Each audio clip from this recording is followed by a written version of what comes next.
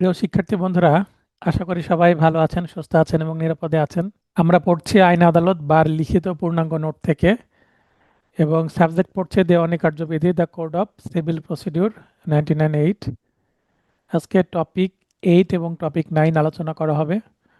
Topic 8-এর বিষয়বস্তু হচ্ছে অ্যাডজর্নমেন্টস বা মুলতবি বা কার্যক্রম স্থগিত রাখার যে বিধান সেটি। অ্যাডজর্নমেন্ট সম্পর্কে ধারাতে কোনো উল্লেখ না থাকলেও শুধুমাত্র আমরা দেখতে পাই আদেশ 17। আদেশ 17 খুবই গুরুত্বপূর্ণ।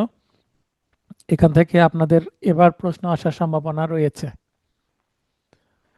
তো মোকদ্দমা মুলতবি সংক্রান্ত বিধান বিস্তারিত আলোচনা করুন। এইভাবে যদি প্রশ্ন আসে বিস্তারিত আলোচনা করতে হবে, যতটুকু জানেন ততটুকু।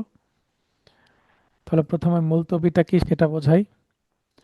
মোকদ্দমার শুনানির বিভিন্ন পর্যায়ে পক্ষগণের সুবিধা ও তাদের আবেদন ক্রমে মোকদ্দমার শুনানি স্থগিত রাখা হয় এবং পরবর্তী ধার্যকৃত দিনে পুনরায় শুনানির কার্যক্রম চলতে থাকে।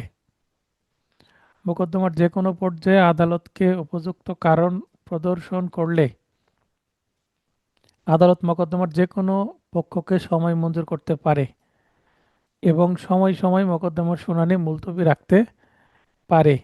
শুনানি মুলতবি রেখে আদালত মূলত আবেদনকারী পক্ষকে সময় মঞ্জুর করে থাকেন। অর্থাৎ কেউ যদি আজকেই যে কাজটি করার কথা ছিল সেটি করতে না পারে, যেমন বিবাদী পক্ষ লিখিত জবাব দেওয়ার দরকার কিন্তু তিনি দিতে পারছেন না, সময় চাচ্ছেন, বা বাদী পক্ষ আজকে সাক্ষ্য দিতে হবে কিন্তু আজকে সাক্ষ্য দিতে পারছেন না, পরবর্তী ধার্য তারিখে দিবেন।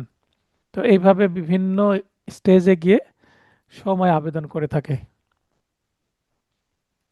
The code of civil procedure 1998 এর আদেশ 17-তে মুলতবি বিষয় আলোচনা করা হয়েছে। এই আদেশের বিধি 1 এর উপবিধি 1 অনুযায়ী আদালত মামলার যে কোনো পর্যায়ে উপযুক্ত কারণ থাকলে কোনো পক্ষের আবেদনের ভিত্তিতে শুনানি মুলতবি মঞ্জুর করতে পারে।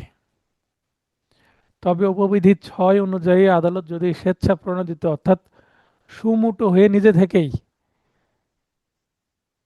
শুনানি মুলতবি করেন তবে তার কারণ লিপিবদ্ধ করতে হবে। তার মানে অনেক সময় আদালত নিজের সময় না থাকলে, নিজের সময় হচ্ছে না, নিজের কোনো অসুবিধার কারণে বা সময় নেই, আজকে অন্যান্য মামলায় শুনানি করতে করতে অনেক সময় চলে গেছে, বিকেল হয়ে গেছে, নানান কারণে ওনার কোনো মিটিং থাকতে পারে, নানান কারণে কি করতে পারেন, নিজেই সময় মঞ্জুর করতে পারেন। জি। মুলতবির ভাগ অর্থাৎ কোন কোন পর্যায়ে মুলতবি করা যায়। আদেশ 18 এর অধীনে মামলার শুনানি মুলতবি দুই ভাগে ভাগ করা যায়। দুই ভাগে ভাগ করা যায় মানে কোন কোন পর্যায়ে শুনানি মুলতবি করা যাবে তার উপর ভিত্তি করে।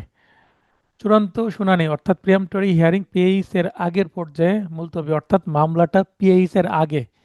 এই আইনটা আমরা শুরু করার আগে এমসিকিউ নোটে দেখেন একটা চার্ট আছে মামলার বিভিন্ন স্তর।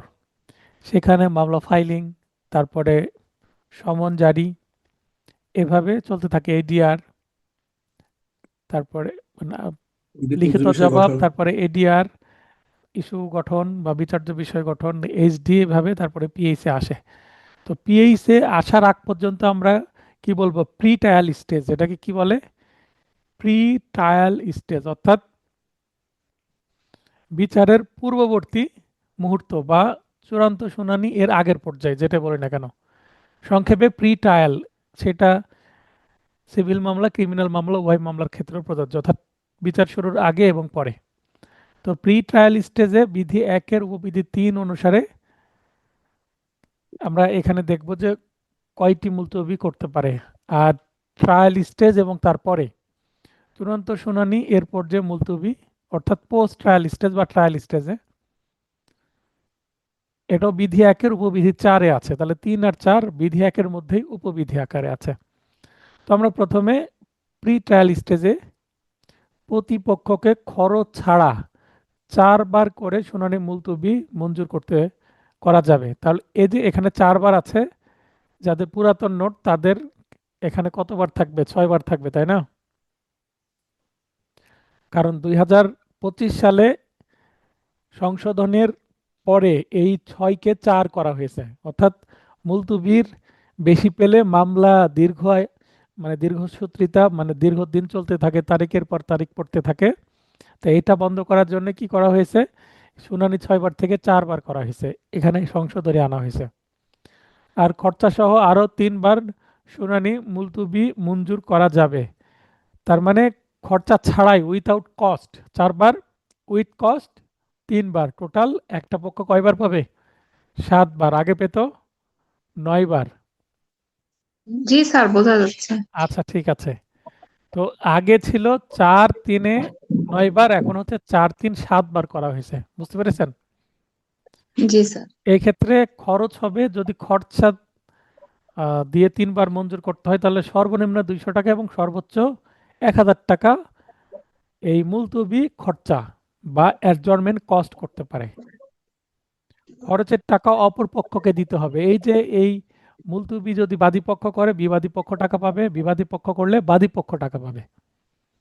অর্থাৎ মামলার এক পক্ষ চূড়ান্ত শুনানির আগের পর্যায়ে সর্বমোট 7 বার মুলতবি চাইতে পারে, আর দুই পক্ষ মিলে মোট 14 বার বাদী বিবাদী মিলে মুলতবি চাইতে পারে। তবে প্রতিটি ক্ষেত্রে মুলতবি চাওয়ার জন্য আদালতকে উপযুক্ত কারণ দেখাতে হবে।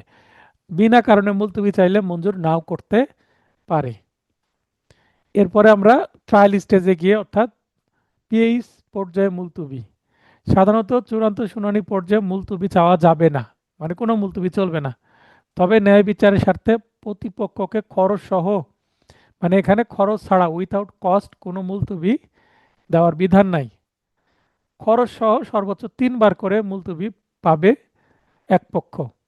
এক্ষেত্রে মুলতবি চাওয়ার জন্য আদালতকে পর্যাপ্ত কারণ দেখাতে হবে, আর খরচের টাকা অপর পক্ষকে দিতে হবে, একই বিষয়। আর উভয় পক্ষ যদি একই তারিখে মুলতবির আবেদন করে তাহলে খরচের টাকা কে পাবে, এটা বিধি একে আছে। তাহলে এই খরচের টাকা চলে যাবে রাষ্ট্রীয় কোষাগারে, মানে বাদীও মুলতবির জন্য আবেদন করলো, বিবাদীও করলো, উভয় পক্ষকে 1000 টাকা করে কষ্ট করলো, তাহলে 2000 টাকা কোথায় যাবে, সরকারের ঘরে। মানে আদালতে জমা দিলে আদালত এটা চালানযোগে রাষ্ট্রীয় কোষাগার, অর্থাৎ এখানে রেভিনিউ হিসাবে সরকার পাবে। মুলতবি মঞ্জুর হবার জন্য খরচ প্রদানে ব্যর্থতার ফলাফল, এখানে বিধি একে আছে। বাদী পক্ষ মুলতবি চাইলো, মুলতবি দিল, কিন্তু খরচ 1000 টাকা বা 500 টাকা করলে এই কষ্ট যদি না দিতে পারে সেক্ষেত্রে কি হবে, বা না দেয়, বাদী পক্ষকে আদালত খরচাসহ মুলতবির আবেদন মঞ্জুর করলে তিনি যদি তা অপর পক্ষকে দিতে ব্যর্থ হন, কি টাকা খরচা, তবে মামলাটি খারিজ অর্থাৎ ডিসমিস হয়ে যাবে। আবার বিবাদী পক্ষকে আদালত খরচাসহ মুলতবির আবেদন মঞ্জুর করলে তিনি যদি তা অপর পক্ষকে দিতে ব্যর্থ হয়, অর্থাৎ টাকা দিতে ব্যর্থ হয়, তাহলে মামলাটি একতরফা সূত্রে অর্থাৎ এক্সপার্টে ডিগ্রি হবে। তবে এই অবস্থায় ক্ষতিগ্রস্ত পক্ষ 30 দিনের মধ্যে 200 টাকা খরচ প্রদান করে আবেদন করলে মামলাটি আবার পুনর্জীবিত হবে। এই খরচের টাকা অপর পক্ষকে প্রদান করতে হবে। তার মানে মুলতবি করলে যে কষ্ট করবে, কষ্টের টাকা অপর পক্ষকে না দিলে বাদীর মামলা খারিজ হবে, বিবাদীর মামলা এক্সপার্টে হবে। আর যদি এটা আবার একতরফা হয়ে যায় বা খারিজ হয়ে যায় তাহলে আবার 30 দিনের মধ্যে 2000 টাকা কষ্ট দিয়ে কি করতে হবে, মামলাটি পুনর্জীবিত করা যাবে। মুলতবির পর নির্দিষ্ট দিনে হাজির না হবার ফলাফল। আচ্ছা, মুলতবি করলো বাদী, মুলতবি পেল, মুলতবির কষ্ট দিল, কিন্তু পরবর্তী ধার্য তারিখে যদি উপস্থিত না হয় বাদী, তাহলে কি হবে? বিধি 2 আছে। কত আদেশের? 17 আদেশ। যে তারিখ পর্যন্ত কোনো মোকদ্দমার শুনানি মুলতবি রাখা হয় সেই তারিখে পক্ষগণ তথা বাদী হাজির না হলে মোকদ্দমা খারিজ, এবং বিবাদী হাজির না হলে একতরফা ডিক্রি কিংবা আদালত ন্যায়সঙ্গত অন্য যে কোনো আদেশ ন্যায় বিচারের স্বার্থে কিন্তু দিতে পারে।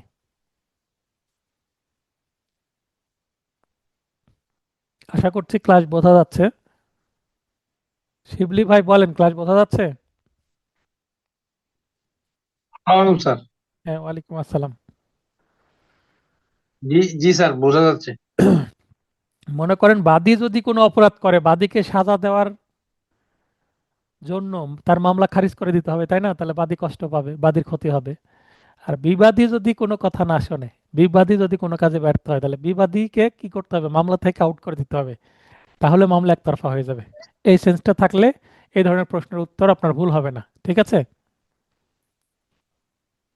জি। এর তাহলে আমরা একটা থিওরিটিক্যাল প্রশ্ন পড়লাম, এর উপরে ব্যাখ্যামূলক যদি প্রশ্ন আসে এভাবে আসতে পারে, the court may at any stage adjourn the hearing of the suit, অর্থাৎ আদালত যে কোনো পর্যায়ে মামলার শুনানি মুলতবি করতে পারে। মে মানে পারে, নাও করতে পারে, তার ইচ্ছা। অ্যাডজর্ন মানে মুলতবি। তাহলে সিপিসি এর অর্ডার 17 এ উল্লেখিত মোকদ্দমা মুলতবি বিষয়ক বিধানের আলোকে মন্তব্যটি ব্যাখ্যা করুন। একটু আগেই আমরা আদেশ 17 সম্পর্কে বিস্তারিত জেনেছি, সেটার উপর ভিত্তি করেই আমাদের এটা ব্যাখ্যা করতে হবে। তাহলে প্রথমে যে ইংরেজি সেন্টেন্সটা দিছে এই সেন্টেন্সটা লিখব, তারপরে বাংলাটা আদালত যে কোনো পর্যায়ে মামলার শুনানি মুলতবি করতে পারে এইভাবে শুরু করব। তারপরে বলবো the code of civil procedure 1908 এর অর্ডার 17 এ উল্লেখিত মোকদ্দমা মুলতবি বিষয়ক বিধানের আলোকে মন্তব্যটি নিম্নে ব্যাখ্যা করা হলো, অর্থাৎ প্রশ্নে যেভাবে চাইলো সেইভাবে একটু সাজিয়ে দিলাম। এরপরে আমরা আলোচনা করব 1 নম্বর প্রশ্ন থেকে যেভাবে শুরু করেছিলাম। তাহলে এখানে দুইটি প্রধান ভাগে বিভক্ত করা যায় স্তরগুলোকে, একটু আগে আমরা যেগুলো পড়লাম। তাহলে আগে 4 বার 7 বার, উভয় পক্ষ মিলে 14 বার, আর পেজ পর্যায়ে হচ্ছে 3 বার, কস্ট সহ, কস্ট ছাড়া দিবে না। এতটুকু আলোচনা করার পর আদেশ 17 এর আদেশ 17 এর আচ্ছা, the code of civil procedure এর অর্ডার 17 এর এখানে একটা শব্দ যদি যুক্ত করেন ভালো হবে, এই এরটা বাদ দিয়ে দিলে হবে,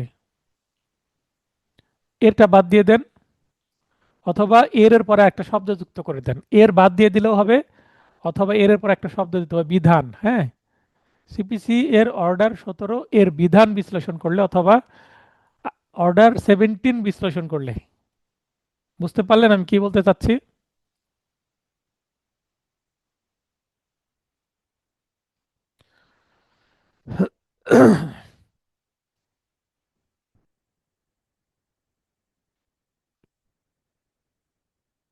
হ্যাঁ, কামরুজ্জামান ভাই, কি সমস্যা হয়েছিল? স্যার হঠাৎ করে ওয়াইফাই গেল, কারেন্টও গেল, কিন্তু আমার আইপিএস এর ব্যাকআপটা নেওয়া আছে, ওই যে মিনি আইপিএস, হুম হুম। কিন্তু ওয়াইফাই অফিস থেকেই, মানে ওদের ব্যাকআপটা মনে হয় সমস্যা হচ্ছে আর কি। আচ্ছা, এখানে এখনো দেখেন, ওয়াইফাই আসছে। এখানে 169 পেজে একটু সংশোধনী লাগবে। এই লাইনটাতে দ্য কোড অফ 2 নম্বর প্রশ্ন পড়ছে 8.2, the code of civil procedure 1908 এর অর্ডার 17 এর শব্দটা ওই কেটে দিতে হবে, অথবা এর যদি রাখতে চান এরপরে একটা শব্দ লিখতে হবে বিধান। তাহলে অর্ডার 17 বিশ্লেষণ করলে অথবা অর্ডার 17 এর বিধান বিশ্লেষণ করলে উপলব্ধি করা যায় যে, বুঝতে পারলেন কি সংশোধন করতে বলছি? জি জি জি স্যার, ওই চূড়ান্ত এর একবার শুনানির, হ্যাঁ, তাহলে সেন্টেন্স মিলছে। চূড়ান্ত শুনানির আগের পর্যায়ে খরচা ব্যতীত ও খরচাসহ মামলার যে কোনো পক্ষ মুলতবি পেতে পারে। আবার চূড়ান্ত শুনানির পর্যায়ে সাধারণত মুলতবি চাওয়া যাবে না, তবে ন্যায় বিচারের স্বার্থে বিজ্ঞ আদালত প্রতিপক্ষকে খরচাসহ সর্বোচ্চ 3 বার শুনানি মুলতবি করতে পারে। তার মানে আমরা দেখছি যে পিএইচ এর আগেও মুলতবি পাওয়া যাচ্ছে, পিএইচ এর পর্যায়েও মুলতবি পাওয়া যাচ্ছে। তার মানে এই যে সেন্টেন্সটা বলা হচ্ছে যে কোর্ট যে কোনো সময় মুলতবি মঞ্জুর করতে পারেন, কথাটা তাহলে সত্য হলো, তাই না? তাহলে অধিকন্তু মামলার পক্ষগণের আবেদন ছাড়াও কারো লিপিবদ্ধ পূর্বক আদালত স্বেচ্ছা প্রণোদিত অর্থাৎ সুমুটো হয়ে শুনানি মুলতবি করতে পারে। আদালত নিজে থেকেও যে কোনো পর্যায়ে শুনানি মুলতবি করতে পারে। রায়ের পর্যায়েও আদালত 2-3 ডেট রায় দিল না, তার চাপের কারণে রায় রেডি করতে পারেনি। যেমন আমি একটা সিভিল মামলার, একটা বড় মামলা আমি আর্গুমেন্ট করলাম আজকে, আর্গুমেন্ট করার পরে স্যার বলছে যে আমি এটা এই মাসেই রায় দিয়ে দিব, জাজমেন্ট দিয়ে দিব। তা বললাম স্যার আজকে তো 28 তারিখ, আর 2 দিনই তো সময় আছে এই মাসের। তো বলছি কালকেই তাহলে দিয়ে দিব। খুবই ভালো লাগলো বিষয়টা। এর আগে একটা জি জি ক্রিমিনাল মামলায় যেদিন আর্গুমেন্ট করলাম সাথে সাথে আমার আসামিকে খালাস করে দিয়েছে। তো এখানে আসামির এখানে একটা কি হলো, রেমেডি পেলো, বিষয়টা জি। ভালো লাগলো। এখন কালকে যদি সত্যি সত্যি উনি রায় দিতে চান, যেহেতু আমি অনুরোধ না করতে জজ সাহেব নিজে থেকেই এটা বললেন, তো তার মানে এখানে কেন এটা উনি করতে যাচ্ছেন, এবার কিন্তু এই পুরো ডিসেম্বর ছুটি না, সিভিল কোর্ট এবং দায়রা জজ ছুটি থাকে না ডিসেম্বরে, জি জি এবার জুন মাসের প্রথম 15 দিন, মানে জুনের 1 তারিখ থেকে 15 তারিখ পর্যন্ত ছুটি, বুঝতে আচ্ছা পেরেছেন? এবং আচ্ছা ডিসেম্বরের শেষের 15 দিন, এভাবে 15 দিন 15 দিন করে জুন এবং ডিসেম্বরে ভাগ করে দিয়েছে। তাহলে উনি হয়তো বা চাচ্ছেন জুনের ছুটির আগে বেশ কিছু রায় দিয়ে দিতে। এটা করলে কি হয়, বিচারকের মানে ওনার ট্র্যাক রেকর্ড ভালো হয় এবং খুব দ্রুত প্রমোশন হয়, রায় যত দিতে পারবে। আচ্ছা। রায় ফেলে রাখার অভ্যাসটা খুবই খারাপ। ওই যে বলে না, সময়ের 1 ফোঁড় অসময়ের 10 ফোঁড়। অসংখ্য দর্শক। আপনার সময়ের কাজ সময় সেরে ফেলেন, দেখবেন যে রিল্যাক্স লাগছে। আপনার 2টা মামলার রায় দিতে হবে, মাথার মধ্যে পেন্ডিং হচ্ছে, জমা ওগুলা দিলেন না, আরো 2টা জমালো, এভাবে করতে করতে মাসে 20টা মামলার রায় জমে যাবে। তাহলে উনি এটা হয়তো ফিল করছেন যে আমি দ্রুত শেষ করে দেব। অতএব এটি স্পষ্ট যে the court may at any stage adjourn the hearing of the suit, অর্থাৎ আদালত যে কোনো পর্যায়ে মামলা শুনানি মুলতবি করতে পারেন।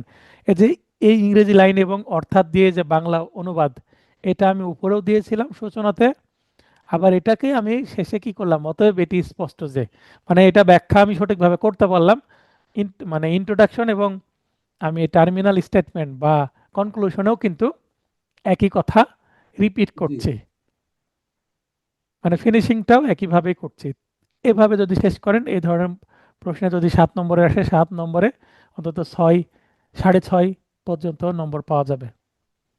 খুব বেশি কিন্তু আলোচনা করিনি। আপনি যদি 1 নম্বর প্রশ্নের উত্তর দেখেন, 1 নম্বর প্রশ্নের উত্তরের কিন্তু প্রায়, যে অর্ধেক আছে এটাতে। হ্যাঁ, ওই 50-60% এর মধ্যেই আছে। তার মানে আদেশ 17 যদি আপনি ভালোভাবে পড়েন, বিধি 1-2, তাহলে কিন্তু আপনার সবই যেভাবে প্রশ্ন আসুক আপনার সমস্যা হবে না। এখানে আরেকটি নতুন প্রশ্ন আমি তৈরি করেছি, যে 25 সালের 5 নং আইন দ্বারা, এখানে অর্ডিন্যান্স ছিল 25 সালের, কিন্তু 26 সালের 10 এপ্রিলে কিন্তু এটা আবার অ্যাক্ট হয়ে গেছে। কোনো কিছু পরিবর্তন করেনি, জাস্ট অর্ডিন্যান্সটাকে অ্যাক্ট হিসাবে স্বীকৃতি দিয়েছে। ঠিক আছে? এখন যদি এখানে 25 সাল না বলে 26 সাল বলে, তাও একই উত্তর।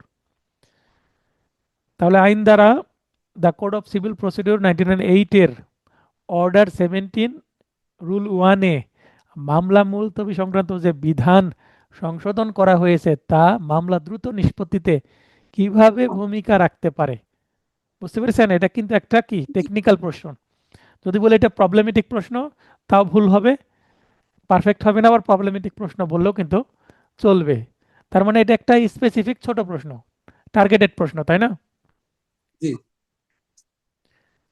তাহলে সংশোধন করা হয়েছে তার নিম্নরূপ বলে আমরা শুরু করলাম, যেভাবে প্রশ্ন চাচ্ছে সেভাবে আমরা নিচে আলোচনা করছি বলে শুরু করছি।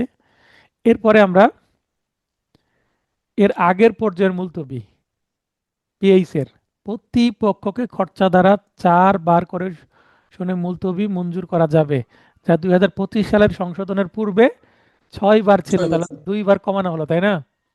জি জি ফলে এই ক্ষেত্রে প্রত্যেক পক্ষ 2 বার করে কম শুনানি মুলতবি করতে পারবে।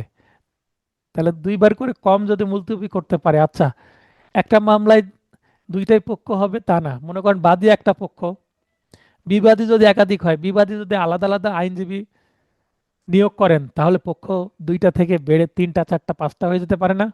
জি জি জি তাহলে প্রতিটা পক্ষই কিন্তু এই সময়টা ক্লেম করতে পারবে, সবারই সমান অধিকার, তাই না?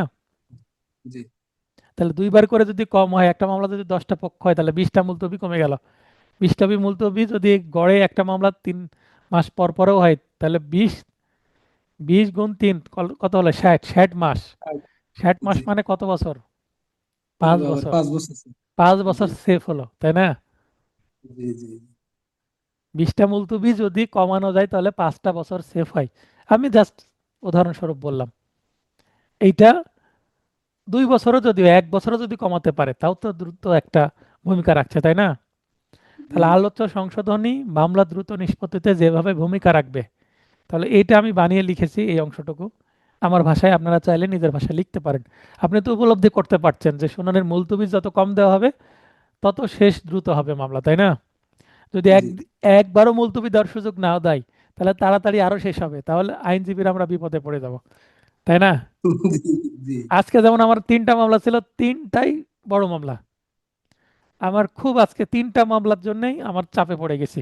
অন্য সময় 10টা 12টা মামলা থাকে, তারপরে আমার চাপ সৃষ্টি হয় না, কারণ শুনানি থাকে না। আজকে একটা মামলা আর্গুমেন্ট রিভিশন শুনানির জন্য, একটা মানে রিভিশন শুনানি ছিল একটা মামলায় ফৌজদারি রিভিশন, একটা মামলায় আর্গুমেন্ট যেটা বাটোয়ারা মামলা, বড় মামলা, 10 বিঘা সম্পত্তির একটা বড় মামলা, শহরের সম্পত্তি 10 বিঘা মানে এখানে কোটি কোটি টাকার সম্পত্তি।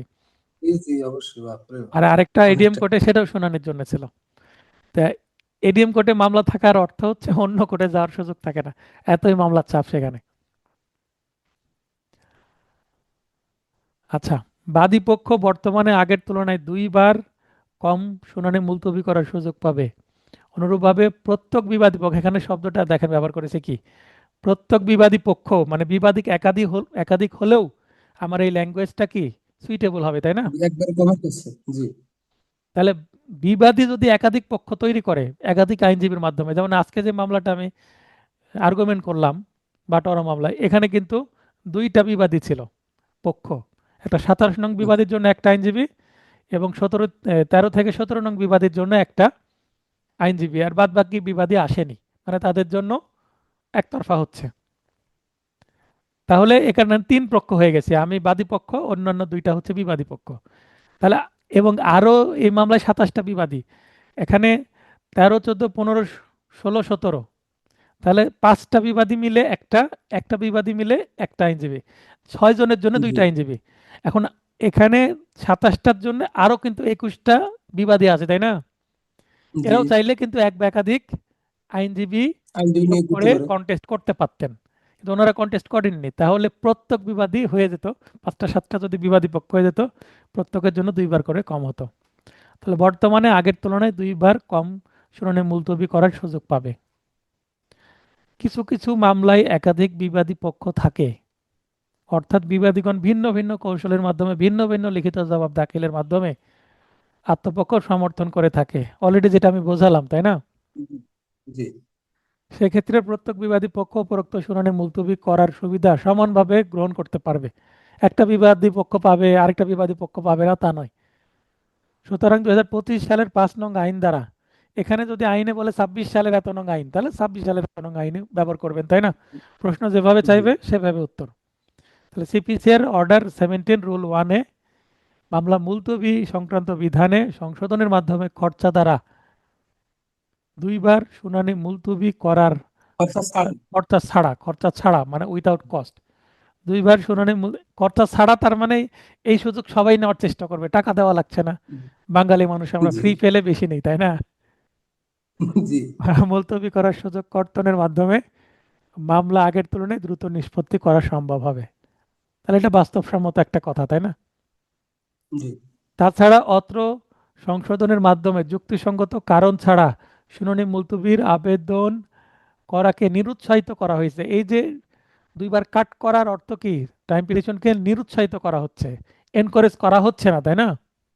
জি যা মামলা দ্রুত নিষ্পত্তিতে ইতিবাচক ভূমিকা রাখতে পারে। এটা, এই অংশটা পুরোটা আমার নিজের ভাষা, আপনি চাইলেও নিজের ভাষা এখানে প্রয়োগ করতে পারেন, যদি এর আর থেকে স্যার একটা জন্য বেটার করতে যে পারেন। এই প্রশ্নটাও আপনার নিজের, মানে নতুন তৈরি করা, আপনার তৈরি করা প্রশ্ন বলছিলেন এটা? না, এখানে হয়তো বা প্রশ্নটা কোথাও পেয়েছি, কিংবা আমার আচ্ছা সেভাবে আচ্ছা। মনে পড়ছে না, কিন্তু এই যে 25 সালে এইভাবে, এটা নতুন প্রশ্ন হয়তো বা পুরাতন কোনো ইয়া ছিল, হ্যাঁ, এই ধরনের অন্য একটা না, সংশোধনীমূলক আইনটাই প্রশ্ন। তো নতুন স্যার, হ্যাঁ, এই আইনই তো নতুন। সংশোধনী নিয়ে হয়তো বা কোনো প্রশ্ন ছিল, সেটা মাথায় আসছে, সেটা অনুসারে বানিয়ে দিয়েছি আমি। বুঝতে আচ্ছা, পেরেছেন? ঠিক আছে। জি স্যার। আসতে পারে তো, কারণ চেষ্টা করবে জি অবশ্যই সংশোধনীকে আসতে পারে। টার্গেট করে প্রশ্ন করা, তাহলে এটা সম্পূর্ণ ফ্রেশ একটা প্রশ্ন হবে, তাই না? জি, নতুন প্রশ্ন হবে। তো ফ্রেশ প্রশ্ন, আপনি সংশোধনী পড়েছেন কিনা? অনেকেই, এই যে অনেকে এখনো প্রশ্ন করছে আমাকে, আজকে যেমন 2জন গাইড নিল, লিখিত গাইড নিল, এমসিকিউ গাইড, আমি আজকে 9টা গাইড কুরিয়ার করেছি, 9টা অর্ডার ছিল আচ্ছা আমার 2 দিন মিলে। তো এই যে অনেকেই প্রশ্ন করে, স্যার আগেরটা দিয়ে হবে না, 2023 সালে আপনার থেকে নিয়েছিলাম। তাহলে আমি তাদেরকে কি ব্যাখ্যা দিব? সিবিসি জি জি। সিআরপিসি ব্যাপক সংশোধন হয়েছে। আমি তখন একটা প্রশ্ন করি, বলেন তো সিআরপিসি 54 ধারায় কয়টি ক্ষেত্রে ম্যাজিস্ট্রেটের আদেশ ছাড়াই পুলিশ মানুষকে গ্রেপ্তার আগের করতে নোট পারবে? অনুযায়ী, হ্যাঁ, আগের এখন নোট অনুযায়ী 9 জন বলবে। সবাই বলে 9 জন। হ্যাঁ, জি 9 জন মনে আছে, কারণ এটা তো খুবই ভাইরাল প্রশ্ন, বারবার আসে, তাই না? জি। তো 9 জন বললো, তাহলে এই যে 9 জন বললেন, এটা করার অর্থ কি আপনার মাইনাস নেগেটিভ মার্কিং হয়ে যাবে? তো কেন স্যার? কারণ নতুন সংশোধনীতে এটা 11 বার হয়ে গেছে। তো তাই স্যার, তাহলে এটার এই প্রশ্ন করার অর্থ কি তিনি এটার গুরুত্ব বুঝতে পারলেন, তাই না?